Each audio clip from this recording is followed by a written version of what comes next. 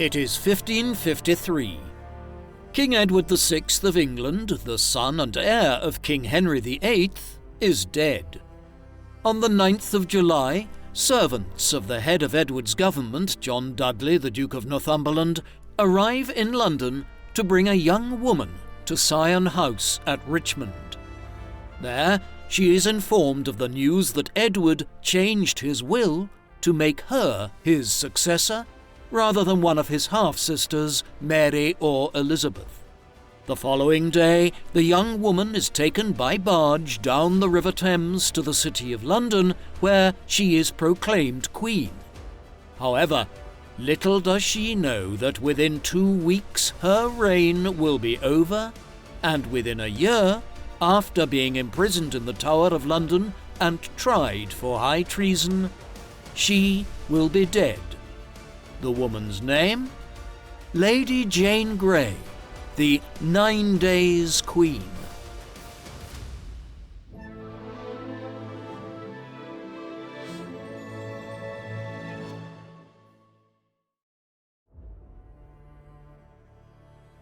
The woman known to history as Lady Jane Grey was formerly believed to have been born in October 1537 at her family's estate at Bradgate House in Leicestershire.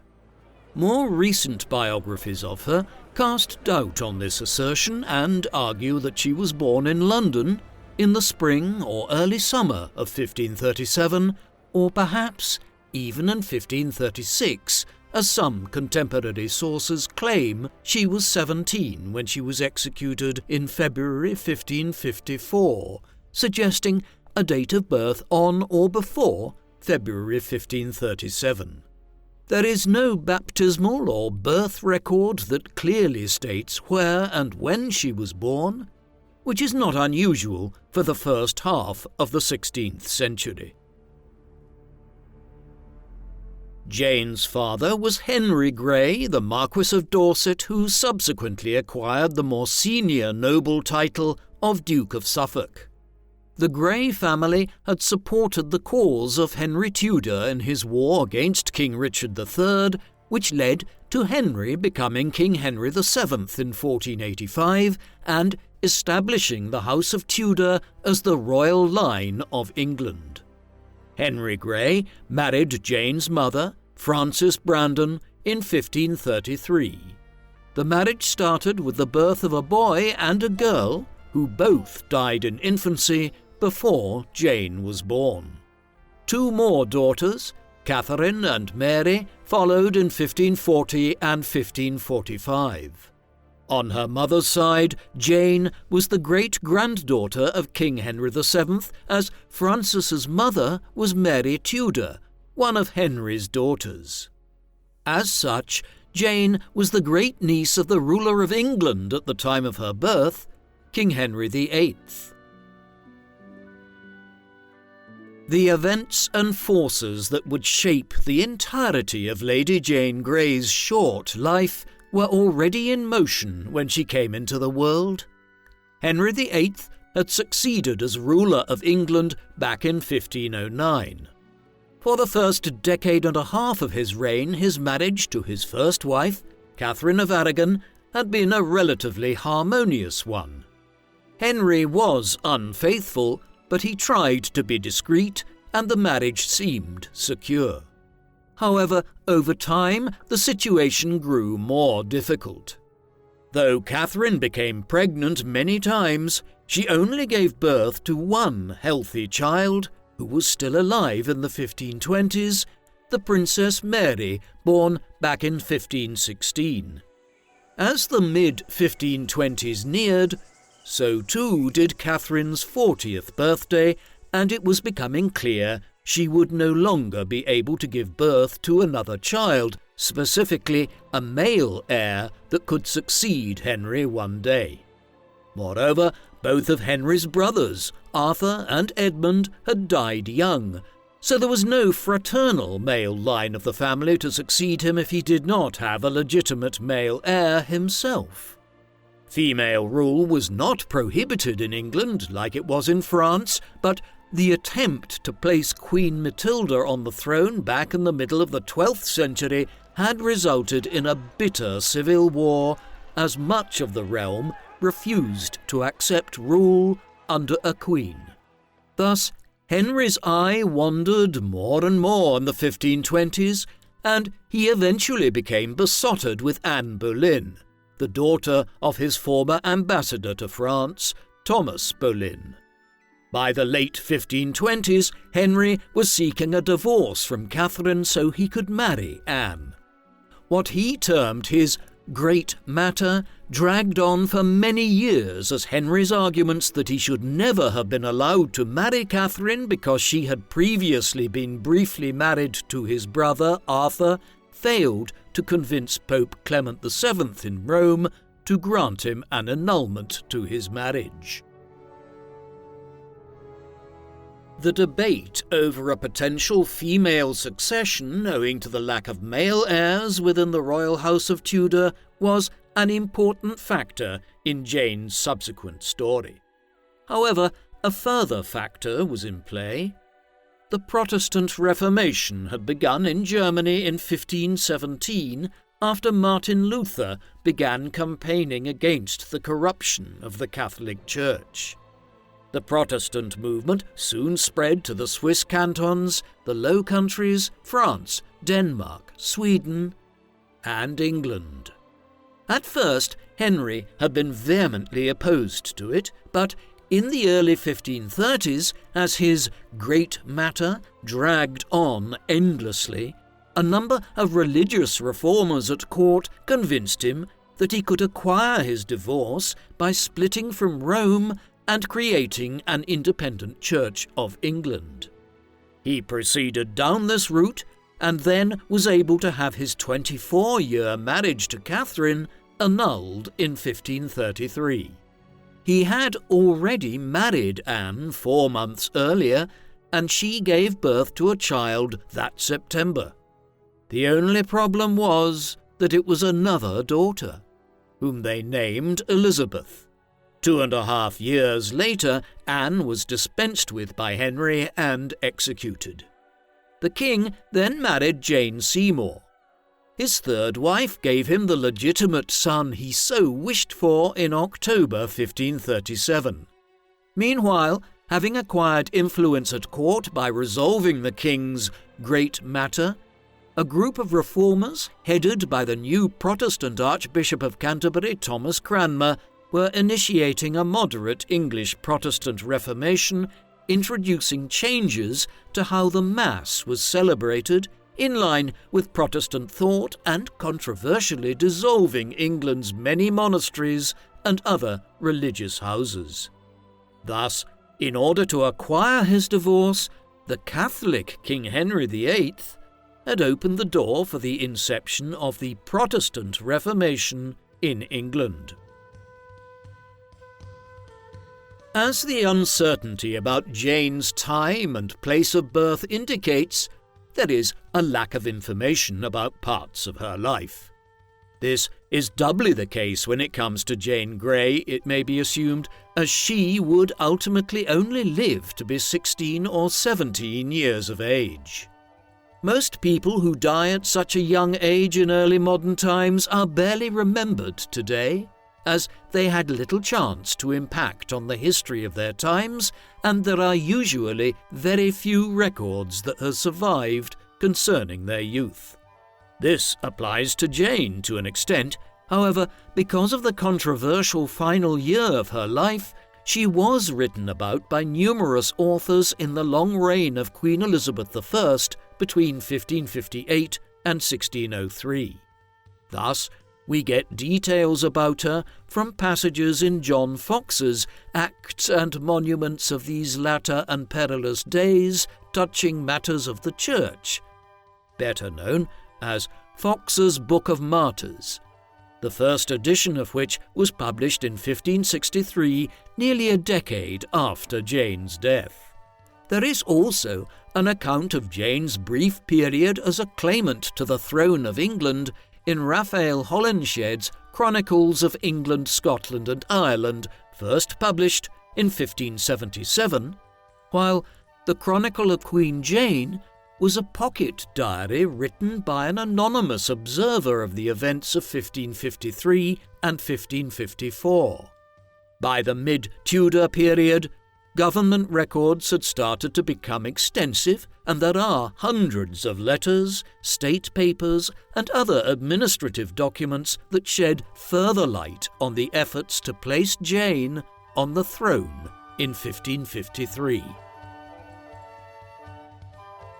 As useful as all these sources for Jane's life are, they shed very little light on her earliest years. She grew up at Bradgate House and would have been conscious of the arrival of her two younger sisters into the world. As she became a bit older in the 1540s, her education started. Her father was a Protestant, and she and her sisters were raised in the new faith. This was also a time when ideas about the humanist educational curriculum that had been developed in Italy as a core part of the Renaissance were firmly taking root in England, and children of the nobility and gentry were increasingly reading the Greek and Roman classics in new scholarly published books. Sir Thomas More, the former Lord Chancellor of England who was executed in 1535 on charges of treason for refusing to acknowledge Henry VIII's supremacy over the Church of England, had his daughters provided with a humanist education, and the fashion had caught on in the country. This meant that young women like Jane Grey were better educated in the middle of the 16th century than had previously been the case in medieval England. As well as not knowing much about Jane's earliest years, we also cannot be entirely sure what she even looked like. There are a number of famous depictions of her. The most well-known is a painting entitled The Execution of Lady Jane Grey, which was painted by Paul Delaroche and which depicts a blindfolded Jane at the time of her execution having her head guided towards the executioner's block. She is wearing a long, flowing white dress, an image of purity against the violence of the scene and the dark background. The only issue is that Delaroche painted this in 1833, and it was entirely plucked from his own imagination. He did not base his portrayal of Jane on any portrait of her from the 16th century. Other 18th and 19th century paintings and engravings presented similarly fictitious views of her. The only portrait which seems to be of Jane from the Tudor era and which might actually depict her is in the National Portrait Gallery in London. This is called the Streatham portrait, after the Streatham region of South London, where it was first catalogued by an art collector in the early 20th century. The painting dates to around 1593, but is believed to be based on an earlier depiction of Jane, and thus quite possibly portrays her as she would have looked. Unfortunately, the inscription of the painting is slightly faded, and some historians have disputed whether it depicts Jane Grey at all, as it simply reads, Lady Jane, and may not be Jane Grey specifically. Others note a similarity to surviving portraits of her sisters. She is pictured in a fine dress with jewellery and is holding a little prayer book, her brownish-red hair half covered by a French hood, a piece of headgear that was fashionable in the first half of the 16th century. A separate painting, dating to either the 1550s or 1560s, is found at Rest Park and possibly also depicts Jane in a more demure Protestant manner, though it too remains unverified, and research is underway as of 2025 to try to determine if it does indeed depict the 9 Days Queen. As Jane was growing up in the 1540s, a major reaction against the religious and political changes of the 1530s was occurring in England. Henry VIII had never been a Protestant. He was a doctrinal Roman Catholic who was won over towards implementing a wide range of religious reforms in the 1530s by a Protestant faction within his government and the English Church that convinced him sweeping changes would allow him to bypass Rome and acquire an annulment to his marriage to Catherine of Aragon. Later, they also convinced him of the wisdom of another key Protestant idea, that religious orders, like the Benedictines, Dominicans and Cistercians, should be done away with. To achieve this, they informed Henry about how much money he could make by confiscating the monasteries and their vast estates. While they were in his good graces, these Protestants had managed to introduce other changes within the management of the Church of England in line with Protestant thought. But by 1540, Henry had soured on the enterprise. A proposed alliance with the Protestant Schmalkaldic League of Lutheran German princes fell through when Henry had his fourth marriage, to Anne of Cleves, annulled. Thomas Cromwell, his chief minister, whose own religious views remain unclear, but who was inclined towards some degree of religious reform, fell from power and was executed on trumped-up charges of treason. A conservative religious reaction followed as Thomas Howard, 3rd Duke of Norfolk, a powerful Catholic noble, secured a greater degree of power at court, and a backlash ensued against the Protestant reforms of the 1540s. Still, the split with Rome remained in place, the religious orders were gone, and the crown's supremacy of the Church of England was not rowed back on. Thus, Henry moved away from the reform movement in the final years of his reign and made it clear that England was not a Protestant kingdom, despite his actions of the 1530s. It was a kingdom in religious limbo as a result. As the conservative religious reaction was underway in the 1540s, Henry's health was deteriorating. The king had once been a vigorous and athletic man who led his armies off to war in France, hunted regularly and jousted. The latter activity became a serious cause of the deterioration of his health.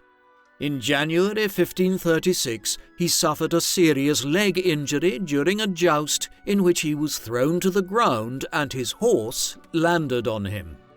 His leg never fully healed, leaving a suppurating ulcer on it for years to come. His mobility was restricted thereafter, and he gained a large amount of weight, exacerbated by increased consumption of alcohol, which was probably partly to act as a painkiller. Thus, by the 1540s, even though he was only in his 50s, he was obese and increasingly ill. In the end, he was only 55 years of age when he died on the 28th of January 1547. Only 4 weeks earlier, he had made a few final revisions to his last will and testament. Unsurprisingly, Henry's only legitimate son, Edward, born from his brief marriage to Jane Seymour, was named as his heir. Next was Mary, his daughter, via his marriage to Catherine of Aragon. The conservative reaction of the 1540s had meant that Mary was fully accepted back into the line of succession, even though the annulment of Henry's marriage to her mother in 1533 should have technically rendered her illegitimate. Elizabeth, the king's daughter by Anne Boleyn, was third in line to the throne. And then came Jane Grey, followed by her 2 younger sisters, Catherine and Mary. Margaret Clifford, a great-granddaughter of King Henry VII, was the 7th person named in the will. In finalising his will in this way, Henry had stated to the realm that the Grey line was next to the throne after his own 3 children.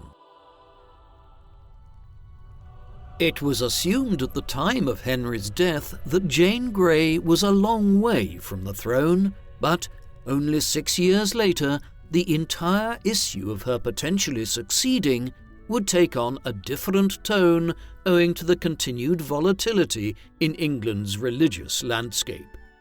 Edward VI succeeded as a 9-year-old child in 1547. His reign was dominated early on by his uncle, Edward Seymour, who quickly became the Duke of Somerset and the Lord Protector of the realm. Seymour's ascent to power led to a fresh bout of religious change as the Protestant faction returned to power. On this occasion, there were no limits on their power, such as Henry VIII had imposed in the 1530s. Instead, the Archbishop of Canterbury, Thomas Cranmer, oversaw the implementation of religious reforms which began to steer England towards a Calvinist religious settlement, the more radical branch of Protestantism associated with Jean Calvin at Geneva in the Swiss cantons. In 1549, for instance, the Book of Common Prayer was published in England, a liturgical guide by which Mass should be celebrated in English, and any forms of idolatry or ostentation should be stripped out of the kingdom's churches. By the end of the 1540s, altars were being pared back to bare tables, and gold chalices were replaced by simple goblets in places of worship. Major theological changes were initiated in tandem. For instance, the Edwardian religious settlement declared that there were only 2 true sacraments based on the evidence of the Bible, baptism and the Eucharist, rather than the 7 acknowledged by Rome. On top of all of this, as Edward grew up and entered his teenage years, it was clear that he had imbibed the religious views of his Seymour family and his tutors. He was an unequivocal Protestant, and under his rule, England was destined to become a fully fledged Protestant kingdom. Jane's life also changed considerably as soon as Henry VIII died and Edward ascended to the throne. She was now the 3rd in line to the throne of England after her 2 cousins, Mary Tudor and Elizabeth Tudor. This meant that there was fresh political significance to where she was raised, and whoever had charge of her upbringing acquired some additional political power. As a result, Jane was soon told she was to relocate to Sudeley Castle in the Cotswolds region. Here, she would live in the household of Thomas Seymour and Catherine Parr. Seymour was another uncle of King Edward VI and the brother of the Duke of Somerset who had become the Lord Protector of England. He was an ambitious man himself and had married Catherine Parr, Henry VIII's 6th wife and widow, only a few months after the death of the king. This was scandalous at the time, not only because the marriage had taken place so quickly after Henry's death, but also because it was believed that royal widows should either refrain from remarrying or at least do so with explicit permission from the new monarch, which Thomas and Catherine had not acquired either from Edward or Somerset as his representative. Thomas had then ensured that Elizabeth Tudor and Jane Grey, respectively the 2nd and 3rd in line to the throne, were brought to be raised at Sudeley. This gave him additional political clout from early 1548 onwards, which, it is believed, Thomas intended to use to try to displace his own brother and become Lord Protector of England in his place.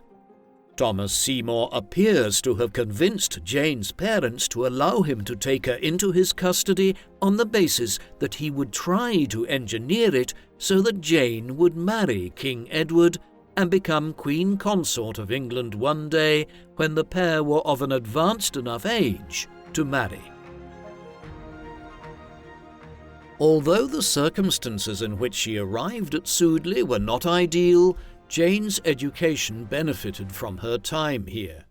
Catherine Parr was a very well-educated woman who provided Jane and Elizabeth as her wards with a good education. Catherine had, for instance, become the first Queen of England to ever publish a book in 1544, when she published an English translation of the Latin Psalms and Prayers that the former Bishop of Rochester, John Fisher, had first published back in the mid-1520s. That book was published anonymously, but a year later, in 1545, Catherine put her name to her second book, Prayers or Meditations. This was another assemblage of translated religious texts. Another book which she had authored in the final months of Henry VIII's life and which was published in 1548 was different. It was entitled The Lamentation of a Sinner, and was a reflection on the religious conflicts of the time, the nature of heresy, and of conversion to Protestantism. Parr's views were clear, and she referred in disparaging terms to the papacy in Rome. From all of this, it's clear that Jane was not only raised in an educated household at Sudeley, but also in a Protestant one. Any domestic harmony that might have existed at Sudeley was soon crushed. Firstly, on the 5th of September 1548, Catherine Parr died from what is assumed to have been a postpartum infection a week after giving birth to her and Seymour's child. Jane was the chief mourner at the funeral. Thomas Seymour at first considered sending her back to her parents at Bradgate House following Catherine's death. He then decided she would remain at Sudeley. In the months that followed, Thomas's behaviour became erratic as he tried one poorly conceived scheme after another to try to displace his brother within the government. He was eventually arrested on the night of the 16th of January 1549 after he was found near the King's Rooms at Hampton Court Palace with a loaded pistol. The suspicion was that he was considering kidnapping Edward. He was placed on trial for treason, found guilty, and executed in March. His brother did not last much longer either. Two separate rebellions broke out in the West Country and in Norfolk in East Anglia in the summer of 1549 over tensions concerning the religious changes wrought by the Edwardian Reformation and also economic resentments about the costly foreign policy pursued by Somerset and the enclosing of medieval common land. Although both the Prayer Book Rebellion in the West Country and Kett's Rebellion in Norfolk, as they are known, were suppressed in August 1549, Somerset's reputation was badly damaged, and in October 1549 he was removed from his position as Lord Protector by the English Privy Council, the body of aristocrats, bishops and bureaucrats that functioned as a pre-modern government cabinet. With the downfall of the Seymours, Jane ended up back home with her parents at Bradgate House in Leicestershire. There, she was educated under the tutelage of John Aylmer. Aylmer had been brought under the wing of Jane's father as a young man, who had noticed his exceptional abilities as a scholar and helped finance his studies at Cambridge. In return, Aylmer returned to Leicestershire and helped educate Grey's children. He would go on to become a leading Greek scholar in England and a committed Protestant who many years later became Bishop of London during the reign of Queen Elizabeth I. He was one of the great educators of Tudor England, and Jane's tutor was as good as any that could be found. Her Latin and Greek flourished as a result. Roger Ascham, another leading English humanist scholar of the era, who was one of the tutors of the future Queen Elizabeth, commented on this after he visited Bradgate House in the summer of 1550. There, he observed Jane reading parts of the Phaedo, a discourse by the ancient Athenian philosopher Plato, while others were outside playing in the summer sun. When he questioned her on this, Jane simply replied she preferred to be reading Greek and Latin texts to being outside playing. Her statements to Askham also point towards a growing adolescent streak in Jane, as she complained extensively about the strict manner in which her parents ran the household at Bradgate. Jane's religious views were also becoming very clear. She was just as committed to Protestantism as she was to reading Greek and Latin texts.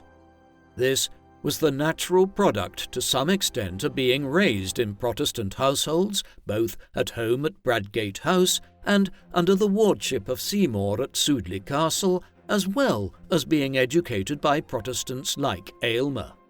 However, Jane was already revealing herself to be an unusually committed adherent to the new religion by the age of 14 or 15. Encouraged by both Aylmer and Askham, she began corresponding with several Protestant reformers and theologians on the continent. For instance, there is a letter dating to July 1551 in which she wrote to the chief pastor of the radical Protestant congregation at Zurich in the Swiss cantons, Heinrich Bullinger, to thank him for sending her a treatise on the issue of how to reach a state of Christian perfection before God. Bullinger was a friend of the family and also corresponded with Jane's father. This was just one example, and she also wrote to theologians in Germany. Incredibly, despite her young age, Jane was attempting to start learning Hebrew so that she could read the Old Testament in the language. In October 1551, Jane's life changed again. Early that month, in a ceremony at Hampton Court, her father was bestowed with the title of Duke of Suffolk. This had been held by Jane's maternal grandfather, Charles Brandon, a close friend of Henry VIII. Brandon had died in 1545, and the title had passed to his young son Henry. Both Henry and his brother Charles had died in the summer of 1551 from an outbreak of the mysterious sweating sickness that struck England in several waves in the 16th century. This left the title of Duke of Suffolk open to succession, and Henry Grey, Jane's father, as the son-in-law of the deceased Charles Brandon, had the dukedom bestowed on him in October 1551. With her father now amongst the leading nobles of the realm, the Grey family began to spend much of their time at the royal court at various palaces in and around London. It is notable that when a state banquet was held at court in honour of the visit of Mary of Guise, the widow of King James V of Scotland and mother of Mary Queen of Scots, Jane was in attendance, but her two cousins, Mary and Elizabeth Tudor, were not. More broadly, she had different relationships with both Mary and Elizabeth. It was clear to all at court by this time that Mary was a Roman Catholic adhering keenly to the religion of her mother, while Elizabeth was a Protestant. This sometimes led to frosty exchanges. Once, while the Grey family were visiting Mary in the summer of 1552, Jane happened to come across Mary in her private chapel. The Eucharistic host, the wafer of bread consumed as part of the sacrament in Catholic services, was exposed on the altar, and Mary genuflected towards it when she entered the chapel.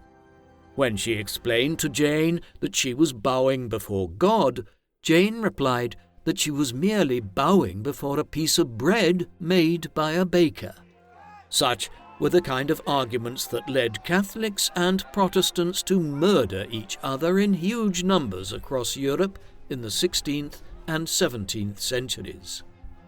It is an interesting anecdote about the tensions between Mary and Jane over religion just a year before they would end up as the central figures in a power struggle for the throne of England. Jane felt able to challenge Mary on her Catholicism in 1552, because the Protestant Reformation had continued unabated in England despite the religious overtones of the rebellions of the summer of 1549 and the fall of Somerset that October. A section of the Privy Council and a conservative faction had attempted to use Somerset's downfall as an opportunity to rein in the religious changes. Nonetheless, they were outflanked by the Earl of Warwick, John Dudley, an ardent Protestant, and a former Vice-Admiral of England who had distinguished himself as a war hero during a campaign against the Scots in 1547. In early 1550, he manoeuvred to become the new de facto regent in Edward's minority government, effectively replacing Somerset, although admittedly Edward was getting older and starting to express his own views as a child of 13. Luckily for Dudley, those views, especially on religion, overlapped with his own, and Edward was happy to confirm him as the new head of government. This status was cemented in October 1551 when, in the same ceremony that elevated Jane's father to become Duke of Suffolk, Dudley was made Duke of Northumberland. He would serve as Lord President of the Privy Council over the next 2 years, albeit his style of governing was less autocratic than Somerset's before him. He relied on building consensus within the Privy Council for his policies, while also trying to actively ease Edward into the process of governing England in his own right. All of this would be extremely important in dictating the trajectory of Jane's short life. Throughout the remainder of 1551 and over all of 1552, it appeared as though Northumberland would continue to head the government until Edward gradually began to rule in his own right as he entered his late teens and early 20s. The Protestant Reformation looked secure in England. Northumberland and the Privy Council were actually more concerned with a fiscal crisis brought about by the disastrously expensive war that Henry VIII had launched against the French and Scottish in the last years of his life, one that had dragged on through Somerset's period of ascendancy. On the religious front, new reforms were being introduced. In 1551, for example, Edward was convinced that congregants should not kneel during communion and that God was not actually present in the Eucharistic host at Mass, the very issue that Mary and Jane clashed over a year later. Edward issued a royal proclamation to this effect, and further doctrinal matters were set as being firmly Protestant in the course of 1552 and early 1553 through a reissued version of the Book of Common Prayer and a set of 42 Articles of Faith. It was a healthy and intelligent young king who sanctioned these changes. Contrary to a popular view that contends that Edward was a sickly child, he was actually quite healthy for most of his youth. It was only in the first weeks of 1553 that his health first deteriorated. There are differing theories as to what caused his affliction, as medical knowledge at the time was nowhere near adequate for a diagnosis of most conditions. It is possible he had contracted tuberculosis late in 1552, and his symptoms began to manifest early in 1553. Alternatively, he may have developed a multifactorial disease that displayed as a chronic lung infection followed by kidney failure.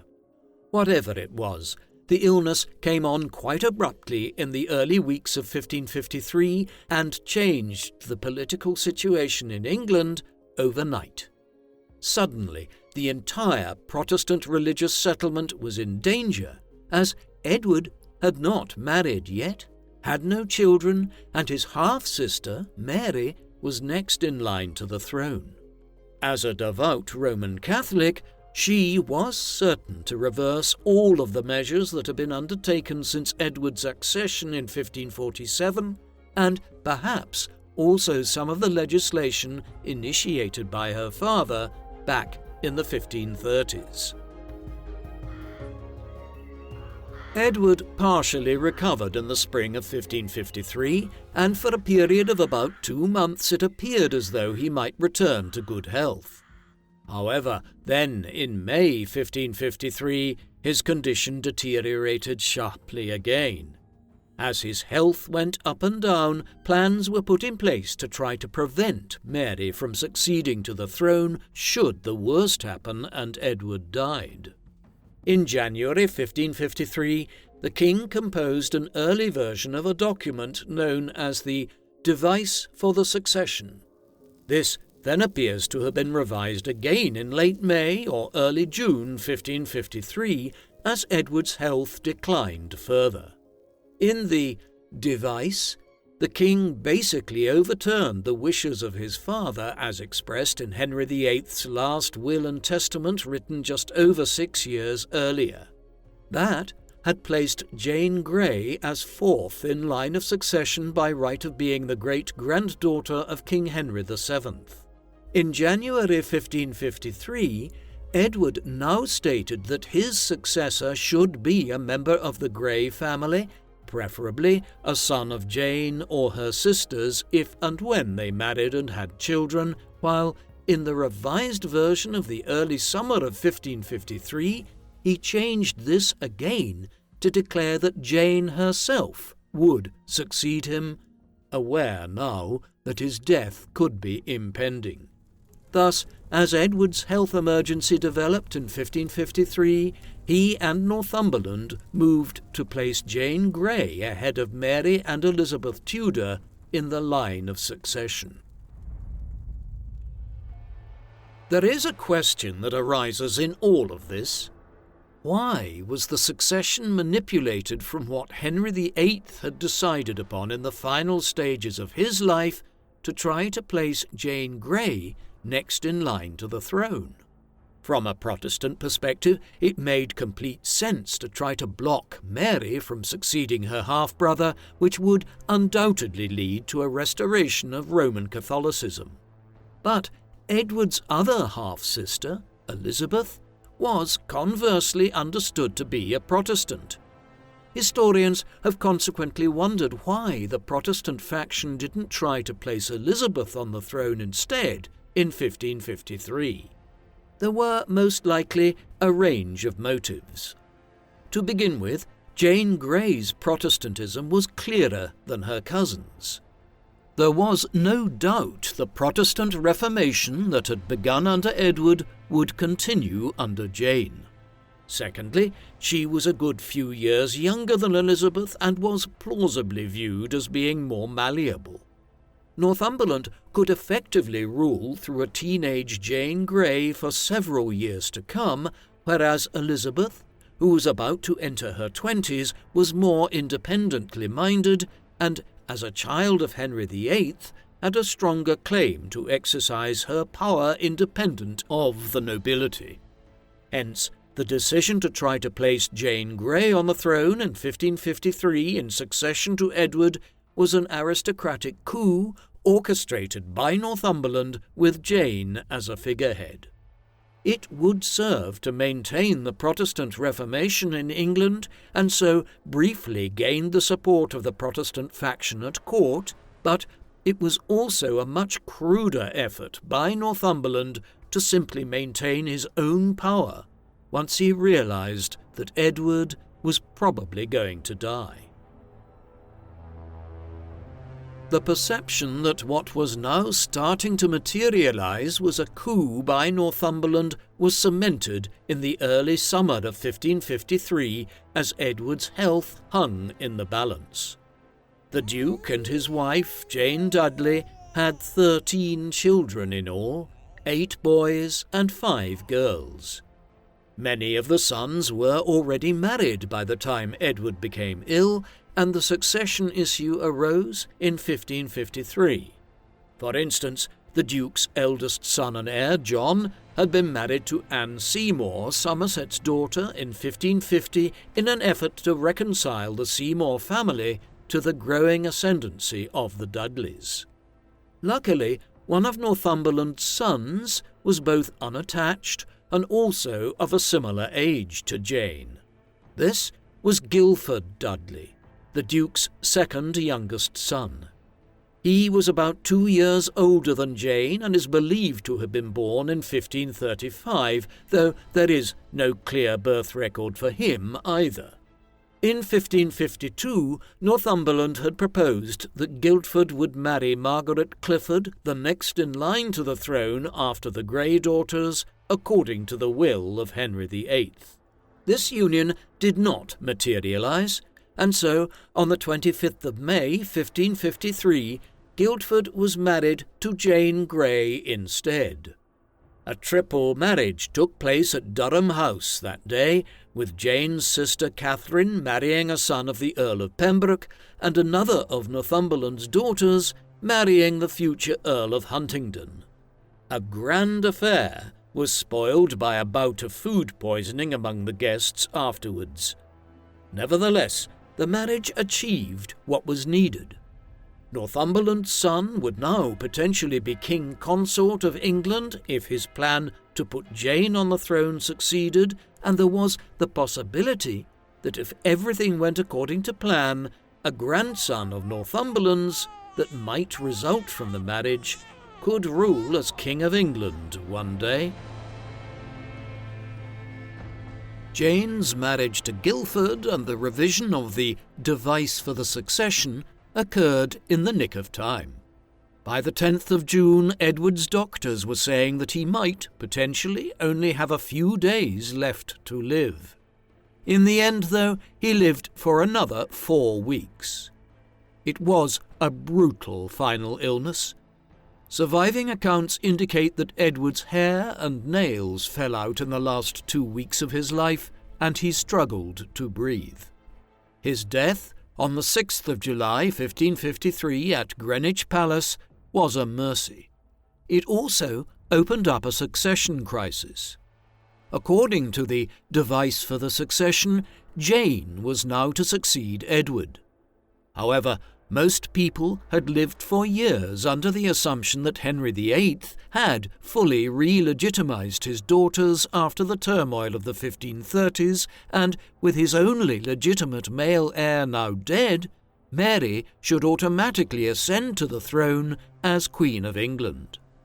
As England remained a predominantly Catholic country, and there was also a strong Catholic faction at court, she enjoyed a lot of support, regardless of what Edward's wishes might have been in his final months.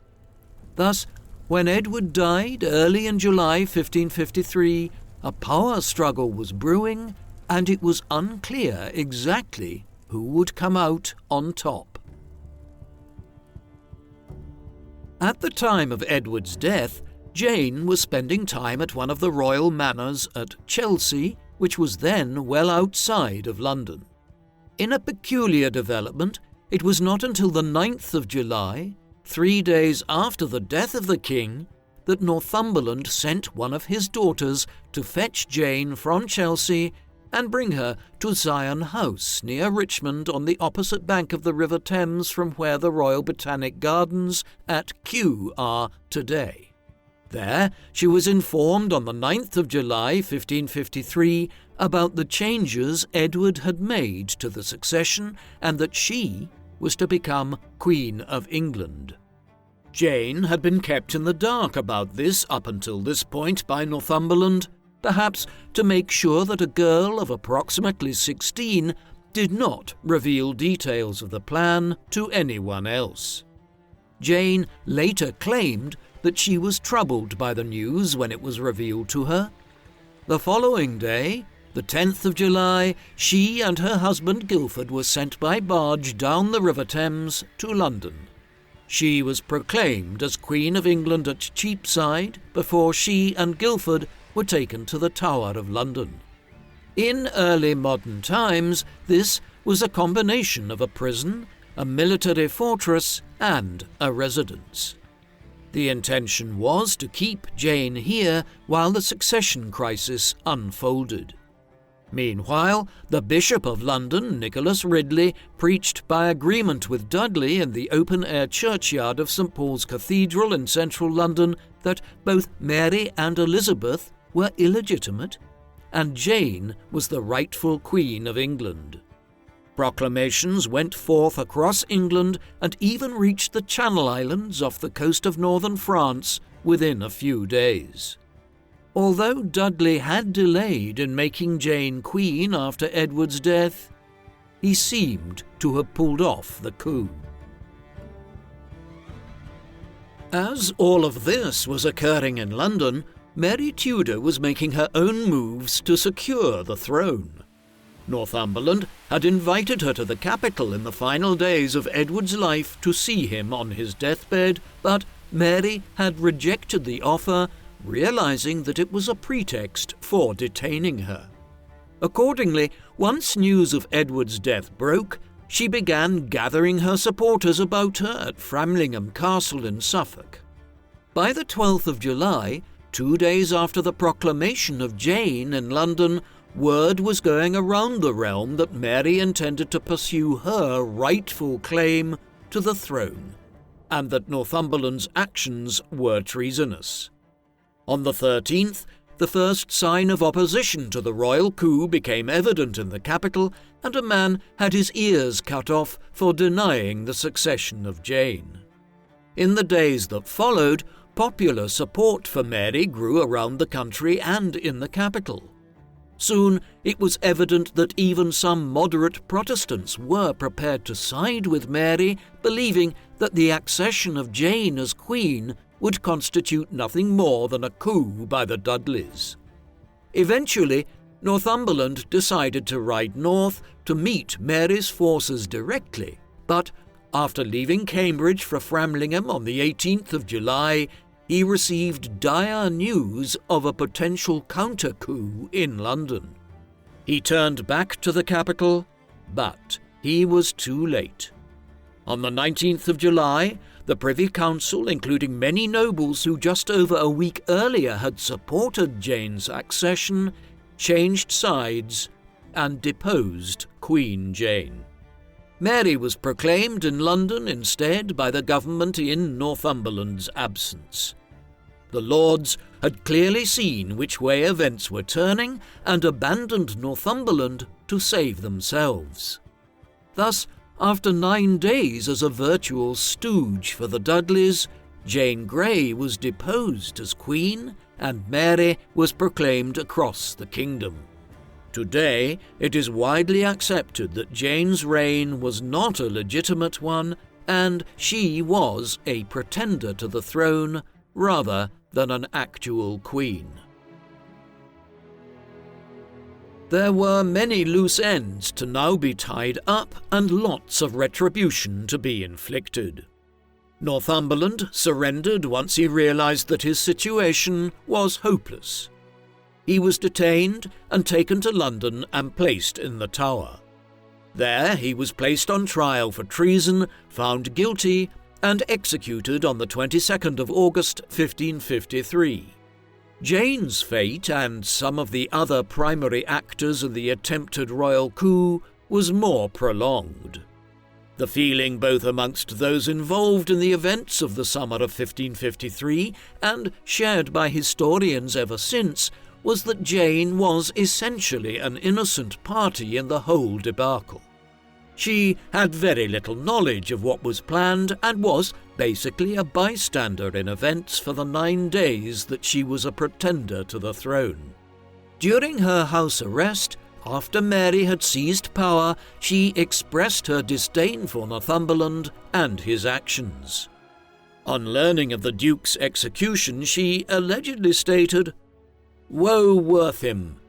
He hath brought me and our stock in most miserable calamity by his exceeding ambition." Jane, her husband Guildford, and 2 of Northumberland's other sons were placed on trial and quickly found guilty of treason in November 1553. However, the intention was that their lives would be spared if they begged the Queen for mercy. Thus, In the winter of 1553, it seemed that the life of the 9 Days Queen would be spared. Jane Grey's fate was ultimately decided by people other than Queen Mary. In late January 1554, Thomas Wyatt, a committed Protestant, launched a rebellion in Kent, one which it was intended would have offshoots in the West Country and Wales. Several of the conspirators backed out of the enterprise before it began, and Wyatt ultimately proved unsuccessful after marching on London. Wyatt's rebellion nevertheless alerted Mary to the dangers still posed to her regime by Protestant conspirators. In this environment, she and her ministers took the decision that Jane and many of the other former conspirators from the summer of 1553 could no longer be left as a possible source of treachery within the kingdom. Her father, the Duke of Suffolk, who initially had been pardoned for his role in Northumberland's plot, sealed his daughter's fate by taking part in Wyatt's rebellion. He would be executed for treason on the 23rd of February 1554. Jane was dead by then. On the 12th of February 1554, she and Guildford were executed on Tower Green. On the scaffold she stated, "Good people, I am come hither to die, and by a law I am condemned to the same." The fact, indeed, against the Queen's Highness was unlawful, and the consenting thereunto by me.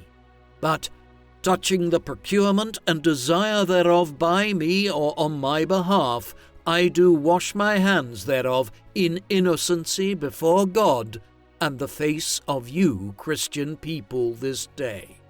She famously blindfolded herself and then struggled to place her head on the executioner's block. Her final words were those of Jesus, "Lord, into thy hands I commend my spirit."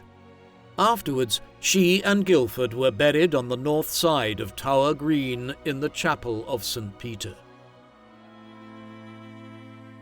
The failure of the plot to place Jane Grey on the throne and the accession of Mary Tudor meant that England went through another violent religious shift from the late summer of 1553 onwards. Mary was determined to overturn most of the religious changes that had been initiated under her father and her half-brother. She reconciled with Rome, although the English monarch's supremacy over the Church of England was not reversed entirely. Rome's authority was acknowledged, but Mary did not fully undo the supremacy legislation of the English Reformation Parliament of the mid-1530s. She also did not backtrack on the dissolution of the monasteries. Far too many people had purchased land from the dissolved estates of the religious orders, and it would have lost her a huge amount of support if she had tried to confiscate these same lands again just 15 years later. What Mary did do was reimpose Catholicism in all other ways, bringing back the gold adornments to England's churches and reasserting Rome's theological views. Soon, persecution of Protestants began, and by the end of the reign, between 270 and 300 martyrs had been burned at the stake or otherwise lost their lives as Mary brutally suppressed Protestantism. Most of her subjects would have looked on and been quite pleased with this turn of events. Despite the Henrician and Edwardian reformations, England was still a predominantly Roman Catholic nation in the 1550s. Protestants were numerous in London, the south of England around places like Cambridge and Oxford, and some port towns, but for the most part people still adhered to the old religion. Moreover, hundreds of committed Protestants had fled the country after the failure of the plan to place Jane Grey on the throne and were now living in Protestant cities like Geneva, Zurich, and Strasbourg on the continent. It appeared from the vantage point of 1556 and 1557, as more Protestants were persecuted in England and others left the country, that the Protestant faction had been right to try to impose Jane Grey on the country as its queen in 1553. Mary had done exactly what they feared. She had come to the throne, suppressed the new religion, and reimposed Catholicism.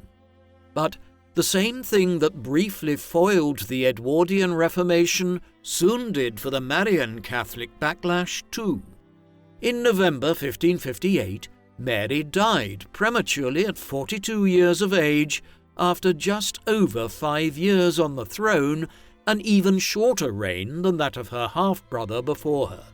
She had 2 phantom pregnancies from her marriage to King Philip II of Spain, and it seems from these that she probably died from uterine cancer, which the phantom pregnancies were symptomatic of. Her death meant that the last of Henry VIII's legitimate children, Elizabeth, rose to become the new Queen of England. Of all his children, Elizabeth was most like her father. Her religious views ended up being just as muddled as Henry's.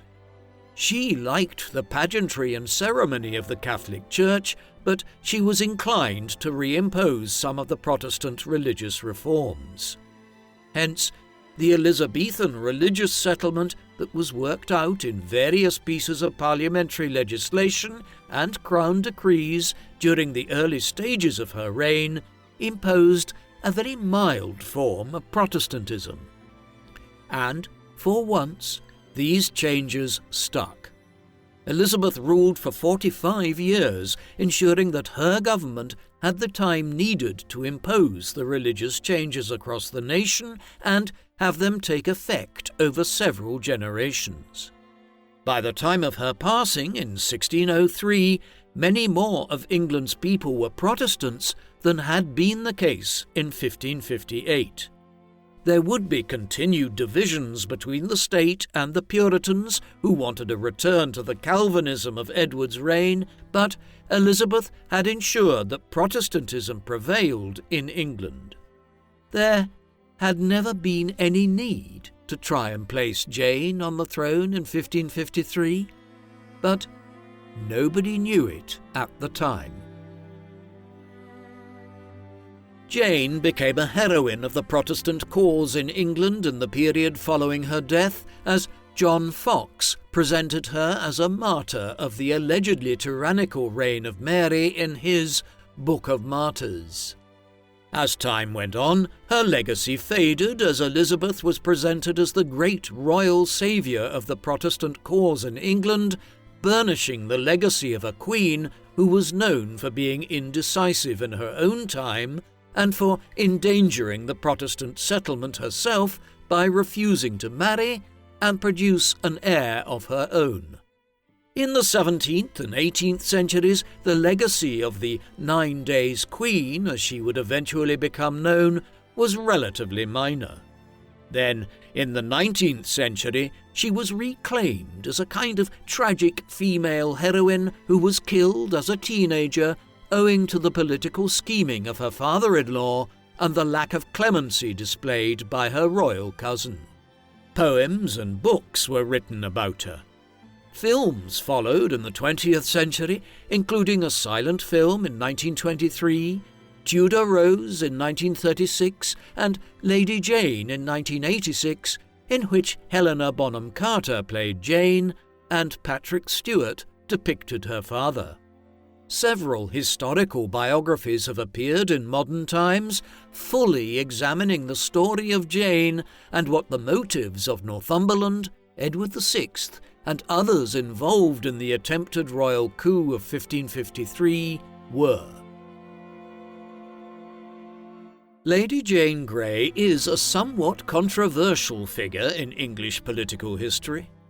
Depending on how a person chooses to interpret events, she could be said to have been the first ever Queen of England, as her only female predecessor, Queen Matilda in the 12th century, was a claimant to the throne who was never fully accepted by the political realm in England. It could conversely be argued that Jane was designated by Edward VI as his heir and briefly ruled for 9 days before being overthrown by her cousin Mary, though most historians do not accept this and hold that Mary was the first true Queen of England. Regardless of which interpretation is preferred, what happened was certainly unexpected. Jane Grey was born as a great-granddaughter of King Henry VII of England.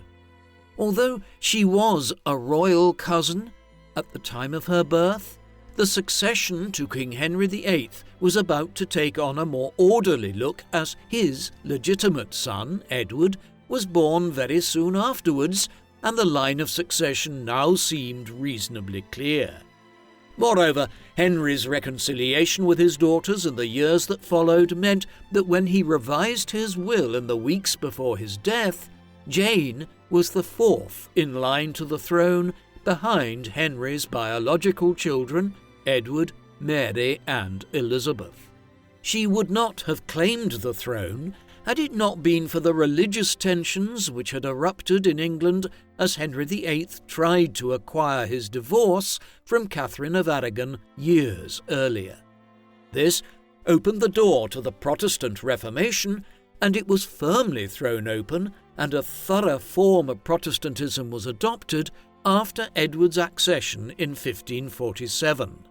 When he became gravely ill in 1553, that same Protestant settlement was endangered. It was then that the Duke of Northumberland devised a plan to change the line of succession to have Jane, who was herself raised as a Protestant, succeed Edward in order to secure the Reformation in England while also maintaining his own grip on power. In the end, it was a disastrous decision. Queen Mary was able to claim her birthright in a country that was still predominantly Catholic like her. After 9 days as a pretender, Jane was removed from power and Mary ascended. Northumberland lost his life, and Jane and many of the Dudleys along with him soon after. In this sense, she was not just the victim of a poorly constructed plan to try to preserve the Protestant Reformation, but also of her father-in-law's efforts to retain his place as the premier noble of the realm. What do you think of Lady Jane Grey? Was she a completely innocent victim who was used as a pawn in the politics of the period to try and preserve the Protestant Reformation in England, or was she an active participant in the attempt to usurp the throne and displace Mary as the rightful heir to the throne of England? Please, let us know in the comment section. And in the meantime, thank you very much for watching.